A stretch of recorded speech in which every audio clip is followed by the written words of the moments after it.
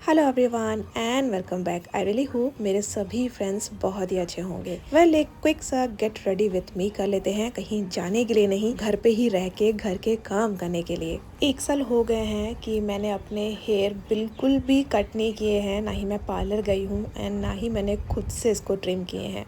कुछ दिन पहले ना कमेंट आया था मुझे कि दीदी आपके ना हेयर टिप बहुत ही पतले हो गए हैं, उसको ट्रिम कर लीजिए। मैं ट्रिम कर तो लेती, लेकिन पता नहीं क्यों वो एक टाइम था जब से मैंने हेयर थोड़े से लॉन्ग करने स्टार्ट किए, उसके बाद से ना जब भी मुझे हेयर ट्रिम कराने का बात आता है एंड मैं आपके साथ शेयर भी करती हूँ तो बहुत सारे फ्रेंड बोलते हैं बिल्कुल मत कराना, ऐसे ही रहने दीजिए। एंड मेरे अंदर भी ना वो वाली चीज़ हो गई है कि मैं हेयर को ट्रिम कराने का या पार्लर जाने का बाद ना सोच ही नहीं सकती हूँ।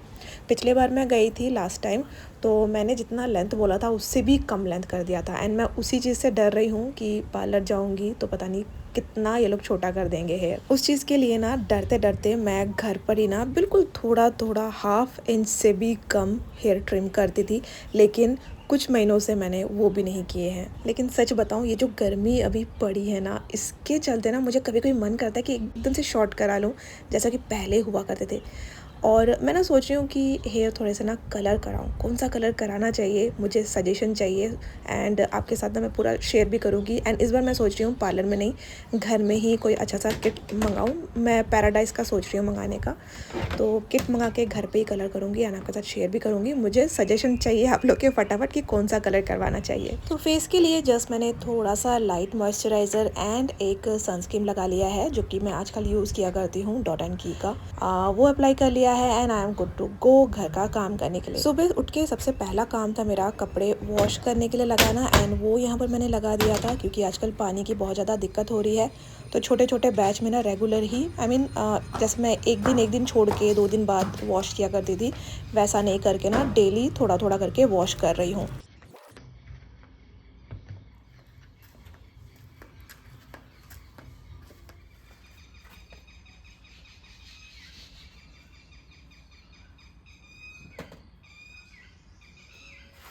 घर पे रहने वाले हम हाउसवाइफ को ही पता है मॉर्निंग की शांति में घर का काम करने में कितना अच्छा लगता है।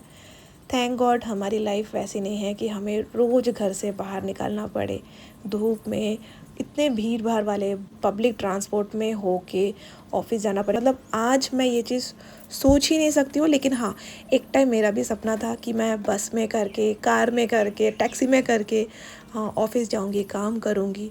लेकिन अभी ना घर पे रहते रहते ऐसा हो गया है कि मुझे ना मतलब घर से ज़्यादा सुकून कहीं नहीं मिलता है। मुझे कोई कहीं बोल देना कि यहाँ जाना है, थोड़ी देर के लिए जाना है, मुझे मतलब अच्छा ही नहीं लगता है घर छोड़ के, मतलब अपना सुकून चैन शांति छोड़ के ना बाहर भी निकलना। आई मीन ऐसी हम फौजी वाइफ की लाइफ होती है कि देखिए एक जगह ना सेट होने में कम से कम मिनिमम आपको 2 से 3 साल लग ही जाते हैं। 3 साल होते ही ना होते वहाँ से पोस्टिंग आ जाती है, फिर आपको ना वहाँ से ही बोलते हैं कि अभी घूमने नहीं जाना है, यहाँ से पूरा उठ के ही बोरिया बिस्तर बांध के कहीं और जगह में चले जाना है। सोचिए कैसा लगेगा। मतलब मैं ना कभी कभी ना ये ट्रांसफ़र वाला जो चीज़ आता है ना, इसकी वजह से सिर्फ संजू को बोलती हूँ कि मुझे ना सेटल करा दो घर पे, जहाँ हमने फ्लैट लिया है वहाँ मैं समायरा के साथ अच्छे से रहना चाहती हूँ, सो दैट मुझे यहाँ वहाँ हर 3 साल में मूव ना करना पड़े। समायरा के होने के बाद मैंने डिसाइड एक तरफ से कर ही लिया था कि मैं और ना ऐसे आर्मी में यहाँ वहाँ घूमती नहीं रहूँगी, सेटल हो जाऊँगी। 2-2 स्टेशन निकल गए समायरा के होने के बाद, गुजरात एंड जम्मू। गुजरात में भी मुझे जाने का कोई इच्छा नहीं था, ना ही जम्मू में, क्योंकि समायरा बहुत ही छोटी थी एंड उसको लेके मूव करना मेरे लिए पॉसिबल था नहीं। लेकिन फिर वही बात आ जाती है, संजू को बिल्कुल भी अच्छा नहीं लग रहा था हमारे बिना। उन्होंने जैसे तैसे बोल बाल के मतलब बहुत कुछ किया उन्होंने, लास्ट में मुझे उनके पास मजबूर होके जाना पड़ा। एंड वो सिलसिला देखिए आज आगरा तक चल ही रहा है एंड मुझे लग रहा है पंजाब में भी ऐसा ही हमें उनके साथ जाना पड़ेगा। लेकिन आज भी मुझे कोई बोल दे कि अभी सेटल करा देता हूँ ना कहीं पर, ना रोक के आराम से तुम रहो, मैं ना खुशी खुशी चली जाऊँगी, बेशक मुझे काफ़ी सारे ऐसे काम हो जो मुझे अकेले करना पड़े। मैं घर पे सेटल होना बहुत बहुत मुझे मन है कि घर पे ना सेटल हो जाऊँ और ना मुझे ऐसा घूमना ना पड़े, लेकिन मजबूरी है, संजू के साथ साथ मुझे रहना ही पड़ेगा समायरा का सोच के। क्योंकि देखिए एक बच्चे के लिए ना जितना ज़रूरी माँ का साथ होता है, वैसे ही उतना ही ज़रूरी पिता का भी साथ होता है। देखिए, एज अ पेरेंट्स हमारे लिए समायरा का बचपन से लेके बड़े होने तक का जो सफ़र है, उसमें हम दोनों का इन्वॉल्वमेंट बहुत ज़रूरी है। हम लोग ना समायरा का एकदम मतलब छोटू सी थी जब, एकदम पुचकू सी, तब से लेके अभी तक समायरा को अपने साथ रखा है। एंड कभी-कभी ना वो छोटे टाइम का फ़ोटो-वोटो देखते हैं ना, तो हमें ऐसा लगता है कि हमने वो वाला पल जिया ही नहीं ठीक से। वो वाला पल फिर से आ जाए और थोड़ा-सा प्यार कर ले और थोड़ा-सा ये कर ले। तो एज़ अ मदर अगर मैं समायरा को लेकर अलग हो जाती हूँ, तो सिर्फ़ वो मुझे ही मिलेगा, संजू को तो मिलेगा ही नहीं। समायरा का साथ, ना ही समायरा को संजू का साथ। तो बहुत कुछ ना सोच के सैक्रिफाइसेस, फ़ौजी वाइफ़ इतना ज़्यादा सैक्रिफाइस करती है ना, काफ़ी सारी चीज़ें। अगर आप अपने हस्बैंड के साथ रह रहे हैं और घूम रहे हैं उनके पीछे-पीछे, एंड मतलब आपको सैल्यूट है। अगर आप भी मेरी तरह ही हैं, तो आपको सैल्यूट है, प्राउड फ़ील कीजिए अपने लिए। मेरे घर के वहाँ पर जितनी भी लड़कियाँ हैं, मेरी फ्रेंड भी, जो लोग ऐसे ना सेम डिफेंस पर्सन से जिनकी शादी हुई है, मैक्सिमम लोग अपने घर में हैं अपने बच्चे को लेके। कोई भी नहीं गया है, सिर्फ मैं ऐसी इकलौती हूँ जो संजू के साथ अभी भी घूम रही हूँ। कभी-कभी हमारा कुछ ऊपर नीचे हो जाता है तो मैं संजू को बोल भी देती हूँ कि देखा, मैं तुम्हारे साथ बस घूम रही हूँ, कोई भी नहीं निकला है अपने घर से, सब अपना कंफर्ट जोन छोड़ के निकलना ही नहीं चाहते हैं। तो ये सब बातें होती रहती हैं हमारी। And as a husband Sanju को भी मेरे ऊपर बहुत प्राउड है। वो सोचते हैं ना मेरे बारे में कि मैं कैसी थी, कैसा मेरा घर था, मेरे पेरेंट्स ने मुझे कितना लाडो प्यार से, मतलब घर की सबसे छोटी, आप समझ सकते हैं कि कितना लाडो प्यार से मैं रही होंगी। पापा मम्मी का कितना लाड प्यार मिला दीदी के बाद। तो इतना ज़्यादा मुझे कंफर्ट एंड इतना अच्छा वाला टाइम मैंने अपने पेरेंट्स के साथ स्पेंड किया। वो सब आराम, ऐशो आराम छोड़ के यहाँ इतना प्रॉब्लम वाला लाइफ। एक टाइम ना मेरे पापा मुझे छोड़ नहीं रहे थे कि आर्मी वाला लाइफ पता नहीं तुम कर पाओगी कि नहीं। इसलिए ना आज भी आपने देखा होगा, कुछ भी मुसीबत होता है ना, मेरे पापा सबसे पहले भाग कर आते हैं मेरे पास, क्योंकि उनको ऐसा लगता है कि पता नहीं इसने खाना बना के खाया होगा कि नहीं, पता नहीं इसने ये वाला काम किया होगा कि नहीं, पता नहीं समायरा क्या कर रही है, ये क्या कर रही है, संजू को प्रॉब्लम हो रहा है कि नहीं। मेरे मम्मी पापा को हमेशा यही फ़िक्र रहता है, इसलिए हर एक मुसीबत के टाइम हमेशा मेरे पीछे, मतलब मेरा बैक होल्ड करने के लिए मेरे पेरेंट्स हमेशा रहते हैं, क्योंकि उनको पता है कि मैं भी उनकी वो छोटू पुच्चू सी बेटी हूँ, बच्चा ही हूँ। क्योंकि उन्होंने कभी मुझे ना बड़ा माना ही नहीं कि मैं बड़ी हो गई हूँ। उनका मानना अभी भी है ना कि मैं शायद नहीं संभाल पाऊँगी, मैं नाजुक सी गुड़िया हूँ, टूट जाऊँगी। मतलब ऐसा ही मुझे पहले बहुत जल्दी ना बुखार हो जाता था, सर्दी खांसी हो जाती थी, बहुत जल्दी ना बीमार पड़ जाती थी मैं, इतना सब कुछ केयर करने के बाद भी। तो मेरी मम्मी ना मुझे बॉयल पोटैटो बोलती थी कि एकदम से थोड़ा सा भी प्रेशर हैंडल नहीं कर पाती हूँ, पिचक जाती हूँ, ऐसा करके। इस टाइप का मतलब कहावत बोलते हैं हमारे उधर कि आलू माखा शोरील, मतलब वही बॉयल पोटैटो को लेकर ही बोलते हैं, कहावत है। तो वैसा टाइप का था। और सोचिए मेरे पेरेंट्स मेरे लिए कितना फ़िक्रमंद हमेशा रहते होंगे। अभी भी पोस्टिंग वाला बात सुन के मेरे पापा हमेशा बोल रहे हैं कि तुम बस बोलना मुझे कि प्रॉब्लम है, पापा आ जाओ, मैं आ जाऊँगा। मतलब मैं बहुत लकी हूँ कि मेरे पेरेंट्स मुझे ऐसे मिले। बहुत सारे फ्रेंड लोग कभी-कभी ना शेयर करते हैं कि दीदी शादी होने के बाद हमारे खुद के पेरेंट्स ने हमसे मुँह मोड़ लिया, आप बहुत लकी हो।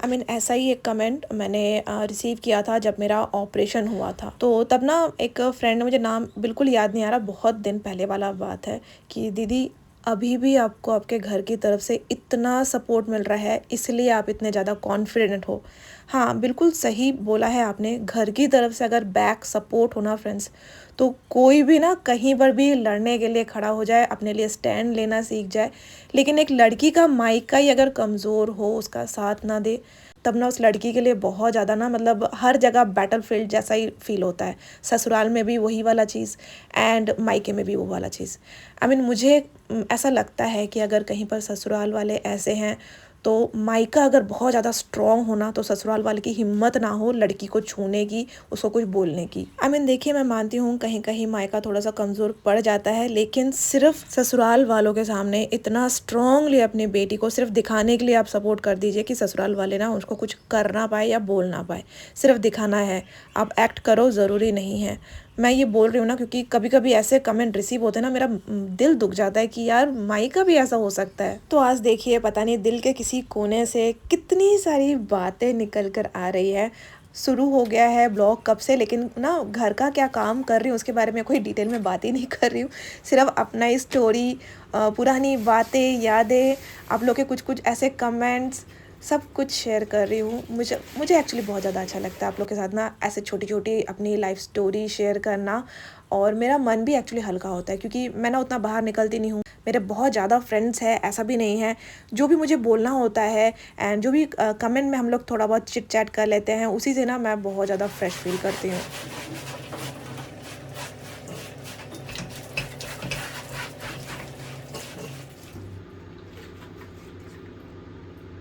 तो सुबह से वीकली क्लीनिंग घर की थोड़ी बहुत मैं कर रही हूँ। पहले तो वेब क्लीन किया, फ्रेम वगैरह साफ़ किया, दीवारें मैंने पूरा डस्टिंग वस्टिंग की वहाँ की। एंड ना विंडो को आज क्लीन करना था किचन के, क्योंकि पिछले कुछ दिनों से इतनी हवा चल रही है कि बाहर की तरफ से ना डस्ट निकल के पूरा खिड़की पे चिपक चुका था। वो जो मैश विंडो है ना उसको मतलब मुझे हर हफ्ते एक बार तो टचअप करना ही पड़ता है। तो आज ना अच्छे से मैंने वॉश कर दिया एंड ये वाला वो काम था जो 2 हफ्ते से मैं करने का कोशिश कर रही हूँ, लेकिन ना इतना ज़्यादा हवा मौसम ख़राब होने की वजह से मैं वो कर नहीं पा रही थी। क्योंकि मुझे लग रहा था कि बारिश होगी, हवा चलेगा, फिर से यही वाला हालत होने वाला है। तो थोड़ा-सा स्टॉप होगा, ये वाला वेदर थोड़ा-सा चेंज होगा तब मैं जाके क्लीन कर दूँगी। आज वैसे वेदर ठीक था और ना मौसम अभी थोड़ा-सा ठंडा-ठंडा है, बारिश-वारिश हो रही है, हवा चल रहा है बाहर ठंडा-ठंडा, तो मौसम भी वैसे ही अच्छा ही हो रहा है। लगे हाथों सुबह के जितने भी बर्तन थे वो भी यहाँ पर वॉश हो गए हैं। घर के ऑलमोस्ट सारे के सारे काम एक्चुअली यहाँ पर हो गए हैं। विंडो सूख चुका है तो सभी आइटम वापस से मैं विंडो में ऑर्गेनाइज एंड डेकोरेट करके रख दे रही हूँ। तो चलिए कुछ नए दोस्तों का स्वागत करते हैं अपने फैमिली में एंड उनके नेम भी मैं यहाँ पर मेंशन करने वाली हूँ। सोनी दुबे, सुमन दास, रूपा देवनाथ, कृष्णा कुमार, सोनू कुमार, ममता, राज पुरोहित, सुप्रिया, मुकेश ठाकुर, कनिका कुमार जी। आपका कमेंट था कि इतना बिजी रूटीन होने के बाद भी आप सब कुछ कितना अच्छे से मैनेज कर ले रहे हो, कमाल है। इंस्पिरेशनल लगती है आपकी वीडियो मुझे, काम करने का डिसिप्लिन मुझे आप ही का वीडियो देख के मिलता है। ऐसे और भी मोटिवेशनल वीडियो बनाते रहिए एंड शेयर कीजिए।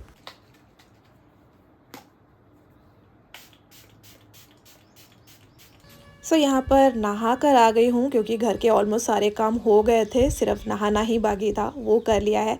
एंड क्योंकि आज लंच बनाने का उतना टेंशन नहीं है, बहुत सारा चीज़ ना मतलब कल का ही रह गया था एंड ना कुछ नेबर फ्रेंड ने भी भेजा है, वो सब ना आज मतलब स्टॉक क्लियरेंस करना है मुझे एक्चुअली। तो सिर्फ राइस ही बनाना था, राइस बिठाकर मैं आ गई हूँ। अभी ना नहाने के बाद जो भी मेरा स्किन प्रेप है वो मैं यहाँ पर कर रही हूँ। एंड आज ना मुझे सेल्फ ग्रूमिंग करना था। आईब्रोज ना मतलब बहुत ज़्यादा अनइवन से हो गए थे, उसको मुझे ट्रिम करना था, शेप में करना था। तो वही सब काम लेकर ना मैं बैठी हूँ। मतलब एक बार में ना घर का काम कंप्लीट हो जाता है, उसके बाद मैं बिल्कुल फ्री होती हूँ एंड मुझे कुछ भी और काम करने का टाइम मिल जाता है। तो चलिए ये ना सेल्फ ग्रूमिंग को लेके एक चीज़ हुआ था यहाँ पर ही मेरे नेबर के बीच में, वो बताती हूँ मैं वो वाला स्टोरी। तो ना यहाँ पर एक लेडी आई थी पर कुछ दिनों के लिए, 1 साल के लिए वो जा चुकी है। वो आकर ना मुझसे पूछ रही थी कि यहाँ पर पार्लर कहाँ है, आप पार्लर कहाँ जाते हो। तो मैंने उनको ऐसे ही बोल दिया कि नहीं दीदी मैं तो पार्लर नहीं जाती हूँ, मैं मुझे जैसा भी आता है थोड़ा बड़ा मैं घर पे कर लेती हूँ। उनको ये वाला बात इतना झूठ लगा, ये मतलब सुन के मैं सुन रही हूँ बहुत सारे लोग उनके जाने के बाद बोल रहे हैं आके मेरे पास कि उनको लगा कि अरे ये पार्लर जाती है लेकिन ये बता नहीं रही है। मेरा सेल्फ ग्रूमिंग इतना अच्छा था कि उनको ना ये ऐसा लगा कि मैं झूठ बोल रही हूँ। है ना, मुझे जब ये बात बताई जा रही थी तो मुझे ना बुरा लगने की जगह मुझे हंसी आ रही थी इस बात पे कि मैंने कितना भोले भालेपन से बोल दिया कि दीदी मैं ये खुद करती हूँ एंड उनको लगा कि मैं झूठ बोल रही हूँ। इस छोटी सी चीज़ में मुझे उनका मन का परिचय मिल गया। उनको बहुत रिस्पेक्ट करती थी, बहुत ज़्यादा, बहुत सीनियर लेडी थी, बहुत ज़्यादा रिस्पेक्ट, बहुत ज़्यादा प्यार मुझे उनसे था।